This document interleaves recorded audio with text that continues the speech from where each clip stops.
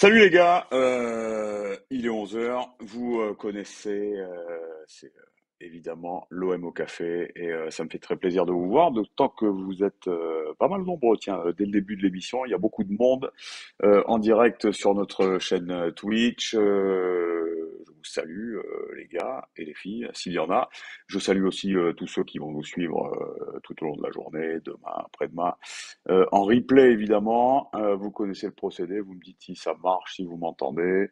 Pendant ce temps, moi, je vous dis bonjour, j'essaie de citer un peu de monde. Harry, Tripoteur, Vampire 40, Alex Bess, Chess Jongo, comme d'habitude, Champi hallucinogène, mon grand ami, SW Thiago, Jay Patuccio, Virage Nord, Anthony Dumorbihan, Lucas LVR, il y a le Sandwich Merguez qui est là aussi, j'aime bien ce pseudo. La Cagole, la Cagole, peut-être une téléspectatrice féminine. Euh, Plus de précision, s'il vous plaît. Il y a CR18, il y a Nico Photographie. Tiens, qui me souhaite bonne fête, c'était hier, c'est gentil, merci. Funky Family, Costa Guero, film d'horreur 1986. La Choune est là, la Choune, très important. Il y a Slim Sora, évidemment. Canaille 13, Rému 13, Wapiti le Bossu, Bibix 30, voilà. Écoute, j'en ai cité certains, pas tout le monde évidemment, de toute façon c'est impossible. Donc ça me fait très plaisir de vous retrouver en ce lundi, surtout après un week-end victorieux, évidemment face à Nantes. J'imagine qu'on va en parler. On n'a pas énormément de temps aujourd'hui parce qu'il faut que je lâche à 30 maximum, parce qu'on a d'autres tournages aujourd'hui qui vont mobiliser notre formidable réalisateur Guillaume Poggioli, qu'on embrasse évidemment. Donc posez vos questions, voilà, si vous voulez parler de Nantes, évidemment. On parle beaucoup de mercato également. Tiens, qu'est-ce qu'il me dit lui? Il y a Benj, merde, il est où? Fit Change, qui me dit un échange Dieng-Ronaldo. Est-ce que c'est vrai? Je sais pas où tu as vu passer ça, mon ami. Moi, je l'ai pas vu passer. Alors Ronaldo, on connaît toute cette histoire, on va pas revenir dessus, franchement, parce que c'est relou. Il a même fallu que j'appelle le club, moi, ce week-end pour savoir si vraiment il y avait quelque chose, parce qu'évidemment, il y avait des infos pipeaux qui passaient, il y a strictement rien. C'est même pas la peine d'y penser. Par contre, le dossier Dieng, tiens, avant de parler d'OM Nantes, tout ça, on peut parler un petit peu de Dieng, parce que j'en reparlerai un petit peu demain matin aussi, dans la une du Phocéen. Dieng, ben, ça vous a pas échappé, il était toujours pas sur le banc, il était pas sur la feuille de match. Donc, bon, je dis pas qu'il va partir, parce que pour qu'il parte, il faut qu'il y ait une proposition qui satisfasse toutes les parties et surtout l'Olympique de Marseille. C'est pas le cas pour le moment. Par contre, évidemment, bien sûr, le club souhaite le vendre. En fait, quand on s'adresse au club, quand on essaie d'en savoir un petit peu plus, alors pas forcément par le canal de communication officiel qui est Jacques Cardoz, parce que évidemment, je vous en ai parlé longuement l'autre fois, il faut faire la part des choses. Mais quand on demande un petit peu à l'intérieur du club, à la commanderie, on vous dit qu'effectivement, Bamba Dieng, depuis la reprise, et même depuis la préparation, c'est pas ça. On le sent traîner des pieds. Alors, Igor Tudor lui reproche d'avoir pris des kilos. Est-ce que c'est vrai ou pas? J'en sais rien. Je suis pas dans le vestiaire. Je suis pas sur la balance à côté de Dieng. Et du côté de l'entourage du Dieng, de Dieng et de l'entourage des Diambars d'ailleurs, puisque l'agent de Bamba Dieng n'est autre que le fils du propriétaire de Diambar. Déjà, on affirme qu'il n'y a jamais eu de proposition de prolongation pour Dieng, donc on estime que le club n'a pas envie de construire avec lui. Et puis on nie évidemment les accusations de baisse de forme, de baisse d'envie de la part de joueurs. Donc c'est un petit peu compliqué. Moi je pense qu'au niveau de l'OM, la première option c'est de le vendre parce qu'on sait que d'ici le 31 août, il va falloir vendre un ou deux joueurs et réaliser au moins une vente significative. Et Bamba Dieng est quasiment le seul qui a une réelle valeur marchande sur le marché et qui est susceptible de partir. Donc ça peut faire du 10, du 15, du 18 millions, ça dépend, hein. Si c'est de la première ligue, dans les derniers jours, ça peut monter assez haut. Donc ça, c'est la première position du club. Et la deuxième, c'est de le réintégrer dans le groupe. Enfin, il fait partie du groupe, mais sur les feuilles de match. si vraiment il montre des signes d'envie et de retrouver sa place. Un peu comme Payet, qui est sur le banc depuis le début de la saison et qui a mis les bouchées doubles à l'entraînement pour revenir. On voit qu'il est en train de revenir. Il a fait une super entrée contre Nantes. Donc voilà, il y a les deux positions. C'est difficile de savoir qui dit vrai, qui dit faux. Moi, j'ai le sentiment, si vous voulez mon avis et pour clore sur le sujet, que l'OM a vraiment envie de le vendre, hein. C'est un joueur qui est arrivé quasi gratuitement, hein, à peu près 500 000 balles. Et là, on réaliserait évidemment une vraie plus-value, ce qui serait une bonne chose pour les finances du club, évidemment, qui est même sous surveillance, vous l'avez vu, de la part du fair play financier. Voilà pour le dossier Dieng, on en parlera un petit peu plus longuement dans un article demain ou cette nuit à partir de 1 heure. Qu'est-ce qu'on a comme question? Euh, te- te- te- Tiens, Bala Image me dit salut Champi, j'espère que tu vas bien. Oui, mais je vais bien, merci. J'ai l'impression qu'on est, évidemment, j'ai paumé ton truc, mais je crois que tu me dis, j'ai l'impression qu'on a le plus bel effectif depuis de nombreuses années. Je suis assez d'accord avec toi. Le plus beau, je sais pas, mais on a vraiment un très bel effectif. Alors sur le plan offensif, on vient de parler de Dieng, on va parler de Sanchez, on va parler de Suarez, et tous les autres, ben, Payet, évidemment, donc Under, hein, même s'il n'est pas sûr de rester. Donc il y a du beau monde, il y a un beau milieu de terrain. Moi j'ai beaucoup aimé Verretou, j'ai beaucoup aimé Rongier. Je trouve qu'on a été dur avec lui. Voilà, on a Gendouzi, on a Dieng, on a Pape Gueye, évidemment. Bon, voilà, ça me semble encore un petit peu ledge. Il faut voir quand même en défense centrale. On a vu que dès que ça partait dans le dos contre Nantes, il y a des problèmes de vitesse, il y a des problèmes de réactivité. Je trouve, hein, c'est mon avis. Voilà, on va peut-être parler d'ailleurs de Gigot et de son carton. On peut parler de Balerdi aussi, mais on en parle chaque semaine, le pauvre. C'est vrai qu'il a encore été très moyen. Donc voilà, pour moi, si on arrive à se renforcer en défense, parce que c'est pas encore fait avec Bailly, ça va se décider hein, très rapidement. Si on arrive à se renforcer en défense, je pense qu'on a vraiment un très très bel effectif. Et c'est quand même de bon augure avant d'attaquer les choses sérieuses, à savoir bah, déjà Nice hein, le week-end prochain. Et puis la Champions League. Euh, Il y en a un qui me dit, je sais pas vous, mais Gigot, je le trouve nul. Je ne sais plus, je n'ai plus ton nom, mais enfin tu reconnaîtras ta question. Ouais, c'est Banderas. Bon, nul, c'est pas le mot. Faut qu'il s'adapte, hein, le mec. Une défense centrale, c'est particulier, surtout qu'il découvre ses coéquipiers, alors que la défense centrale, c'est beaucoup une question de complémentarité aussi, de complicité. Donc, moi, je vais pas l'enterrer. Après, très franchement, sa faute contre Nantes, elle est évitable. C'est quand même une faute grossière. Alors, c'est beaucoup d'entre vous, j'ai vu sur Twitter, sur les réseaux sociaux, estimaient qu'il n'y avait pas faute. Moi, je suis désolé, les gars, j'ai vu sur toutes les coutures. C'est trop flagrant. Il n'a pas à ceinturer un mec comme ça dans la surface. Pourquoi? Alors, quand c'est désespéré, évidemment, ben, tu sais que tu vas faire péno, mais tant pis, plutôt que de concéder un but. Là, il était quand même couvert. Il y avait quand même un joueur qui pouvait rattraper le coup. Il doit le voir.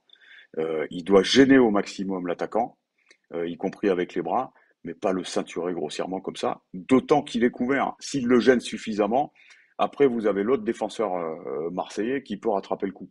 Là, pour moi, c'est vraiment une faute. Donc, voilà. L'ami Gigot doit se rattraper. Bon, bah, il a pris un rouge de toute façon, donc il aura un match pour réfléchir. À tout ça, on parle de l'arbitrage aussi. Je ne sais plus où tu es, mais enfin, j'imagine qu'il y a beaucoup de questions là-dessus. Arbitrage scandaleux. Je vais pas parler. Ouais, c'est ça, on a 13. Pour moi, c'est catastrophique. C'est Jérémy Pignard. Euh, Catastrophique, scandaleux, je ne vais pas utiliser ces mots-là. Moi, je suis partagé. Je pense que sur le tacle, qui est pas du tout maîtrisé sur Sanchez, qui lui prend la cheville, même si Sanchez a déjà frappé, hein, mais le Nantais arrive comme un bourrin, lui prend la cheville. Pour moi, il y a pénalty à 100%. Je comprends pas que la VAR soit pas revenue là-dessus. Après, sur le coup de pied qu'il reçoit toujours dans la cheville ou sur le pied, pour moi, le défenseur nantais joue le ballon et dégage le ballon. D'ailleurs, il dégage le ballon. Sauf que Sanchez joue aussi le ballon, donc il y a un choc. Pour moi, là, la faute n'est pas volontaire. Donc moi, là-dessus, je siffle pas penalty. En revanche, sur le tacle, pour moi, il y a 100 fois penalty. Donc oui, c'est loupé. Et surtout, la VAR, c'est loupé. Parce que l'arbitre puisse avoir une action qui lui échappe, ça c'est tout à fait normal, c'est humain, ça dépend de sa ligne de champ, donc il n'y a pas de problème. Mais la VAR est là pour revenir justement s'il y a une erreur ou s'il y a l'oubli d'une faute. Et pour moi, voilà, pour moi, très clairement, il y avait faute donc sur ce tacle. Putain, ça va encore super vite là. Pourquoi je suis pas sur le mode lent? C'est pas grave. Jay Patucci, Pignard a quand même un problème d'attitude, en plus de son arbitrage très moyen. Je connais pas suffisamment cet arbitre, j'ai pas analysé ses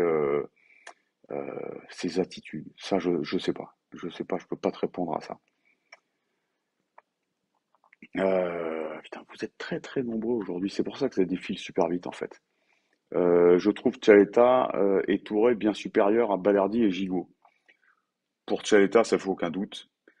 Il y a un problème de situation contractuelle. Évidemment, vous connaissez la position du club, hein. Soit il accepte de prolonger un an, et on peut toujours le vendre par exemple au mercato d'hiver, voire au mercato suivant. Soit il ne jouera plus avec l'équipe première. Donc ça c'est dommage parce que pour moi il joue 100 fois. Tchaleta dans cette défense il joue 100 fois. Après Isaac Touré, ça fait des semaines que je vous parle de ma position, de ce que je pense du joueur et pas des deux trois gestes qu'il a fait sur les matchs amicaux. Moi je pense que c'est trop tôt pour le faire jouer dans une équipe comme l'OM. Alors vous allez me dire ouais mais Balerdi est nul et vous avez raison. Je pense que Balerdi est nul et moi ça fait 2 ans que je vous le dis. Donc voilà, qui devrait jouer entre Balerdi et Touré? Ben moi je vous dis ce que je ferais personnellement. Je ferais fi de la situation contractuelle de Tchaleta et je le ferai jouer, voilà, parce que le but quand même c'est de gagner des matchs et d'aligner la meilleure équipe possible. Évidemment, il faut penser au business, bien sûr, mais bon, dans un cas comme ça, pour moi, Tchaleta doit jouer.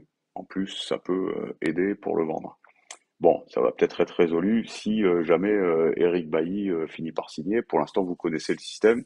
Il y a un accord avec Manchester et l'OM sur ce prêt d'un an avec option d'achat quasi obligatoire, hein, sur le nombre de matchs ou sur une qualif en Ligue des Champions. Mais il y a le problème du salaire. Bailly, il a un très gros salaire. Donc pour cette année de prêt, ça ira puisque Manchester peut faire la rallonge pour payer son salaire. Ensuite, l'OM ne lui propose pas le même salaire qu'il touchait à Manchester. Donc ça pose problème là-dessus. Évidemment, faire Eric Bailly et lui donner genre 5 millions par an, ça me paraîtrait quand même beaucoup. Beaucoup pour un mec voilà, qui joue, qui n'est plus titulaire, indiscutable, depuis, ça fait quoi? Ça fait 5 ans qu'il est à Manchester. Donc, ok, il est bon, mais voilà, lui, le relancer, partir sur un prêt, ça peut être intéressant. Lui donner 500, 600 000 par mois, pour moi, il faut aller voir ailleurs, hein. Je suis désolé, hein.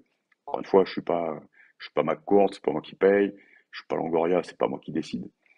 Mais voilà, faut négocier serré, quoi. Parce qu'on risque de le regretter, c'est toujours pareil. Manchester lui avait fait un contrat long, ils l'ont regretté, donc voilà, faire gaffe quand même. Des news de Gerson et de sa blessure? Non, c'est Kaspersan qui me demande. J'ai pas posé la question au club, tiens, je la poserai peut-être tout à l'heure quand on aura fini l'émission. J'en ai pas. Ouais, Fred Sin me dit Bailly sans blessure, c'est un monstre. Peut-être. Moi, je me souviens du Bailly qui avait fait des merveilles à Villarreal et depuis, le monstre, je l'ai plus vu. Donc, bah, écoute, voilà. Il y a Yolo Dino, salut Chris, heureux de te regarder une fois de plus en live. Merci pour ce café qui m'accompagne tous les midis pendant mon déjeuner. Bah, c'est le but. C'est le but de l'émission, c'est déjà de discuter avec vous et de vous faire un petit point à la mi-journée, comme ça, c'est sympa. Donc, bah, écoute, merci de nous suivre et merci à vous tous, hein, parce que vous êtes hyper nombreux. Salut Christophe, Under plus que jamais sur le départ. Attends, j'essaie de te citer, c'est John Hoon. Plus que jamais sur le départ après sa sortie en cours de match, plus son attitude. Alors sur le départ, ben ouais, l'idée, ça serait de l'échanger avec Malinowski, sauf que Malinowski, ben, normal, s'il a une proposition de Tottenham, ben, il va choisir Tottenham. Alors c'est pas fait encore, hein. Voilà. Alors le deal avec l'Atalanta, ce serait un échange avec Under. Under, je sais pas s'il est d'accord ou pas pour partir à l'Atalanta, donc on en est là pour l'instant sur Malinowski-Under. Après, putain, franchement, sa réaction, faut pas lui taper dessus au gars. Euh, Moi, je suis partagé parce que après l'expulsion, euh, Tudor n'a pas d'autre choix que de sortir un attaquant. On est d'accord? Donc il a fait rentrer Payet Under, il y a Suarez devant. Bah, il choisit Under, il aurait pu choisir Payet, mais Payet était très bien. Under était bien d'ailleurs, hein. Il a beaucoup apporté quand il est rentré. Donc fallait en sortir un des trois. Il sort Under. Donc franchement, quand vous rentrez à la, je sais plus, à la 60e et que vous sortez quelques minutes après, c'est horrible. C'est horrible, en plus chez toi, à domicile, devant ton public. Donc franchement, qu'il fasse la gueule, je comprends. Euh, si le mec est même parti avant la fin du match, a pris sa bagnole et s'est tiré, je comprends. S'il avait eu une discussion, si Tudor avait eu le temps de le prendre par l'épaule et de lui expliquer pourquoi il le sortait, c'est différent. Là où Tudor, il est sur le banc, il fait du coaching, le match n'est pas fini, donc il n'a pas le temps de s'occuper de faire de la psychologie avec et de la pédagogie avec Under. Donc voilà, honnêtement, s'il a fait la gueule, s'il s'est barré avant la fin, moi je comprends. Je pense que beaucoup de joueurs auraient fait la même chose. Voilà, rentrer en cours de match et ressortir, c'est c'est c'est l'humiliation quand il n'y a pas vraiment de raison de te faire ressortir, c'est-à-dire quand il n'y a pas d'expulsion, quand tu ne dois pas changer ton schéma. Bon, ben là, il y a un changement de schéma, voilà, il y a une vraie raison. Donc voilà, j'en veux à personne sur le coup. Je comprends Tudor et je comprends Under. Ouais, il y a Francky Technopole qui me dit, il a essayé de lui parler, mais il s'est barré direct. Ouais, Under, c'est quand même dans un match de Ligue 1, il y a de la tension, il faut absolument marquer. Voilà quoi, il est énervé, moi je comprends la réaction d'Under. Je sais pas si j'aurais eu la même, j'en sais rien, mais je comprends. Ivanovic me dit Chris, tu penses vraiment que Payet et Sanchez finiront par jouer ensemble car les deux ont un peu un profil similaire, ce qui ralentirait la rapidité des attaques. Sur le profil similaire, je suis pas d'accord avec toi. Sanchez c'est un vrai attaquant, Payet c'est un meneur de jeu. Par contre, à ta question, va-t-on finir par les voir jouer ensemble? Ouais, j'en suis sûr parce que c'est. Tiens, si vous avez lu la une de ce matin, il y a Rodriguez, mon pote Bernard Rodriguez, qui est très intéressant sur le sujet. Il m'explique qu'une attaque à 3 avec la pointe, alors ça peut être Milik s'il est en forme, pour moi ça doit être Suarez, plus une assos Payet Sanchez derrière, c'est vraiment hyper intéressant. Parce que t'as Payet qui peut mener le jeu, Sanchez qui peut monter d'un cran lorsque Payet a le ballon, tu vois, pour faire deuxième attaquant, ou l'inverse, hein, si c'est Sanchez qui a le ballon, il y a Payet qui peut monter. Donc c'est hyper, c'est vraiment, pour moi, ils ont deux profils qui sont hyper complémentaires et c'est très intéressant. Alors voilà, ce sont deux joueurs qui ont largement passé la trentaine, donc ça va pas jouer tout le temps, il y a du monde, il y aura de la rotation, mais que ce soit en début de match ou en cours de match, c'est quand même hyper intéressant pour moi. Et pas que pour moi. J'ai vu passer une question. John toujours, si Milik part, ce sera à quel prix? On parle d'un prépayant de 2 millions et une option d'achat, ouais, tu l'as vu sur le Fossé ce matin. Donc voilà, l'histoire, c'est que Milik veut Depay. Depay, c'est cher. Le Barça demande de l'argent. C'est cher en salaire aussi. Donc, si ça marche pas avec Depay, ils vont se tourner vers Milik. Enfin, ils peuvent se tourner vers Milik. On sait que le club demande 20, mais ça, c'est de la communication, parce qu'ils n'auront jamais 20 pour Milik. Euh, Ça, c'est de la communication, évidemment, pour partir d'une base de négociation. Et on apprend par le Corriere ce matin que la Juve propose un prépayant pour cette année, un prépayant de 2 millions d'euros, ça c'est le loyer du prêt, on va dire, plus une option d'achat de 8 millions, ce qui ferait 10. Alors il y a Ofada qui me dit 10 millions pour Milik, ce serait déconné, mais tu veux vendre combien Milik? Il joue pas le mec, et quand il joue, c'est pas ça. Donc alors, soit on choisit de le valoriser, de le faire beaucoup jouer, et on espère le vendre à Noël, mais si tu veux le vendre maintenant, 20 millions, tu peux te brosser, mon ami. Donc voilà, il y a la Juve qui propose, d'après le Corriere, hein, on ne sait pas, on n'était pas dans le bureau, qui propose 8 plus 2, ça fait 10. Marseille qui en demande 20. Bon, moi je pense, honnêtement, hein, je vais vous dire mon avis, et ce n'est que mon avis. Si sur le deal, l'OM réussit à récupérer 12, à savoir à peu près ce qu'il l'a payé, je pense qu'il le laisse partir. Hein, parce que, bon, à côté de ça, tu économises le salaire, tout ça. Donc, À mon avis, voilà, à 12-13, je pense que l'OM le laisserait partir. Hein, qu'est-ce que je vois? Ah, il y a des petites discussions animées, il y en a qui se traitent de blaireaux, de footix. Tiens, c'est la première fois que je vois ça sur cette émission. Alors, je vois pas tous les messages passer. Bon, tant que ça va pas plus loin, ça va, mais calmez-vous, les gars. Il n'y a pas de mal. Après, il y a du débat, c'est normal si vous n'êtes pas d'accord. Mais c'est entre vous, ça va. Tant que c'est pas moi que tu traites de blaireau ou de footix. Bon, tu pourrais remarquer. Hein. Blaireau, je sais pas, footix un peu. Je suis un peu footix, moi. Voilà, mais calmez-vous, vous tapez pas dessus, c'est vraiment une émission cool où on débat, on parle entre nous. Pape au Douzy. Chris, est-il possible de t'envoyer un article de ma rédaction pour avoir ton avis sur le sujet, sur son contenu? Ben ouais, ouais, bien sûr, évidemment, avec plaisir. Envoie-moi ton article. Il n'y a pas de souci, je le lirai et je te dirai ce que j'en pense. Après, je sais pas si je suis de référence, hein, mais bon. Nico Amscas, tiens, salut Nico. Monaco qui perd beaucoup de points. Putain, ça va trop vite. Vous êtes nombreux aujourd'hui. T'es où, Nico? Je te trouve plus. Sur le début de saison, Lyon est-il notre principal adversaire? Bon, ça va tourner. Hein. Il y a Lyon, il y a Rennes. Alors Monaco, ben, vous imaginez un peu, ça fait 2 années d'affilée, 2 saisons d'affilée qui se prennent un coup sur la tête, qui se font sortir comme ça alors qu'ils doivent pas sortir. Moi, j'ai vu les 2 matchs contre, c'est quoi? Ouais, c'est PSV Eindhoven. C'est une horreur, c'est une horreur. Ils méritaient de passer, hein. Donc bah là, c'est assez dramatique, hein. C'est un gros coup sur la tête. Donc voilà, derrière, bah, là, ils en ont pris 4. C'est terrible. Mais je maintiens qu'ils ont quand même une belle équipe. Ça va être, ça, en fait, tout va tourner autour de l'entraîneur. Hein. Ça va être à lui de réussir à remettre les mecs dans le sens de la marche. Voilà, mais Lyon, oui, oui, bah, oui, Lyon concurrent, c'est clair. Bon, Paris, ils sont déjà partis. Je crois qu'ils ont mis 17 buts en 3 matchs. Enfin, c'est une boucherie. Donc Lyon, oui, et puis Rennes. Hein. Rennes, c'est bon. Hein. Rennes, c'est très bon.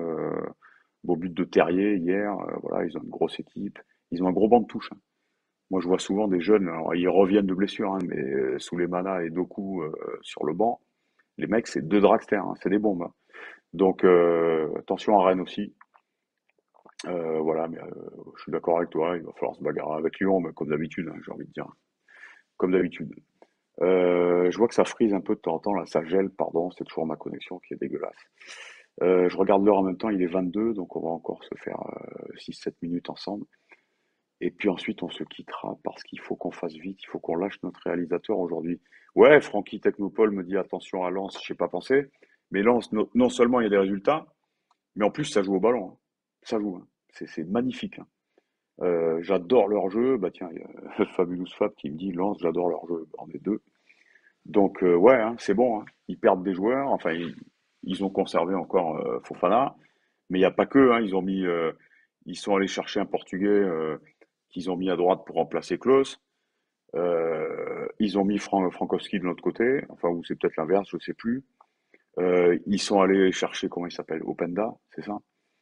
Je crois que c'est en Belgique. Enfin bon, bref, quoi. Les mecs, ils savent recruter, ça joue, c'est bon, quoi. Bravo, bravo aux Lensois. Moi, je suis content que Lens revienne en haut de l'affiche. C'est un bon club, c'est un gros club de l'histoire de notre football. Il y a Tutsi qui me dit Lens perdra Fofana avant. Bah, peut-être, sauf voilà, sauf s'il n'y a pas d'offre qui n'est pas refusable pour Lens, hein, qui n'a pas forcément beaucoup besoin d'argent. Donc voilà quoi. J'espère pas pour eux. Ou alors s'il part, j'espère le récupérer. Mais enfin, ça ferait quand même beaucoup. Il y en a beaucoup qui me parlent, pas qu'ici, hein, j'ai entendu même à la télé, à la radio, même sur notre rédac, que Guendouzi n'était pas à son poste et qu'il n'a pas été bon. Alors qu'il n'était pas à son poste, ok. Mais moi, je suis pas d'accord avec les notes que j'ai vues dans l'équipe en Provence. Moi, j'aurais largement donné la moyenne. Euh, alors, qu'il n'a pas été assez tranchant dans le dernier geste, que ce soit devant le but ou dans la passe, ben, bien sûr, hein, c'est pas un 10, c'est pas un 9. Mais moi, je l'ai trouvé bon. J'ai trouvé bon, Guendouzi. Je trouve qu'il a fait une bonne première mi-temps. Et moi, je pense que le mieux serait de demander aux Nantais, tu vois. Euh, Parce que je l'ai trouvé partout. Il était sur toutes les actions. Et voilà, bon, il a mal fini les actions, ok. Mais moi, j'ai pas du tout été choqué par l'idée de départ de Tudor. avec bon Gerson que j'ai trouvé très bon, qui s'est malheureusement blessé assez vite, et Guendouzi, ben voilà, moi j'ai aimé l'idée. Pourquoi pas de commencer un match comme ça et puis ensuite faire les ajustements qu'il faut et on a vu que ça avait marché. Avec un Payet qui a été décisif, un Suarez que j'adore. J'espère vraiment qu'on va le voir jouer plus que ça. Mais voilà, Luxin me dit Guendouzi, du déchet technique, un chien fou qui court partout. Mais ouais, mais les chiens fous, c'est utile aussi. Ouais, Chess Jongo me dit Guendouzi siffler à sa sortie, est-ce que tu trouves ça normal? Moi, franchement, ce mode de siffler là, pour un oui ou pour un non, alors siffler Tudor avant même qu'il débute sa carrière à Marseille, siffler Guendouzi alors que le mec il est monstrueux depuis plus d'un an et qu'il n'a pas été mauvais sur ce match. On siffle tout le monde, siffler Balerdi, bon, je suis le premier à le critiquer, Balerdi. Mais bon, le mec qui est jeune, putain, si on a envie d'enterrer sa saison, c'est le meilleur moyen de continuer de le siffler. Voilà, les sifflets, alors ça fait partie du foot, ça fait partie du vélodrome. Moi, j'ai connu des années même où on était parfois 10 000 ou 5 000 dans le stade et où ça sifflait aussi parce qu'on aimait bien se foutre de la gueule des arbitres, des joueurs, etc. Donc voilà, c'est une tradition. À Marseille, on siffle un peu plus facilement qu'ailleurs. Il y a cette vieille tradition de l'Opéra de Marseille où quand les gens n'étaient pas contents, ils balançaient des tomates pourries sur la scène. Ça, c'est vieux, mais ça a existé. Donc bref, il y a cette tradition-là, mais là, je trouve qu'on va un peu trop loin. Voilà. Siffler Guendouzi, franchement, déjà, il n'a pas été nul. Et puis en plus, le sifflet, putain, ça va, quoi. S'il y a un mec qu'il faut pas siffler à l'OM, c'est Guendouzi, quoi. Donc voilà, allez, encore deux trois minutes. Ivanovic me dit, j'ai l'impression que Bailly ne viendra pas et que nous aurons Kolasinac comme remplaçant de Balerdi. Kolasinac, peut-être qu'il va retrouver son niveau physique et qu'il va être bon, hein, j'en sais rien, mais non, moi je pense qu'on va prendre un central de toute façon. Longoria a vraiment l'air décidé. Donc après, évidemment, ben, ça dépend du dossier de Chaleta. Enfin, ça dépend de beaucoup de choses, hein. Pourquoi le club ne communique pas sur les choix de Dieng, sur les choix Dieng et Payet? Je sais pas en quoi ils peuvent communiquer sur Payet, hein, parce que bon, Payet, saison difficile, donc il est sur le banc, c'est normal, mais il va pas tarder à rentrer. Et puis Dieng, il communique, hein. Tout ce que vous lisez sur Dieng, il y a toujours une petite com du club derrière. Donc voilà, si, ça communique. Il y en a qui me dit bonjour de Villefort, ben, je t'embrasse. Villefort, c'est en Lozère, c'est limite Lozère, Aveyron. Ça a pas mal brûlé là-bas, j'espère que tout va bien pour toi. Et il y a un bon club de pétanque. Il y a des bonnes féminines à Villefort, très fortes. Non, je confonds avec le Masgros, pardon. Mais il y a un bon club de pétanque aussi à Villefort. Voilà, je rentre dans ma sauce pétanque, Lozère et tout. Excusez-moi. Une dernière question et j'arrête. Il est 28. Est-ce que tu penses que Payet va finir titulaire? Je pense que ça va beaucoup tourner. Je l'espère, parce que moi j'aime ça, de la rotation.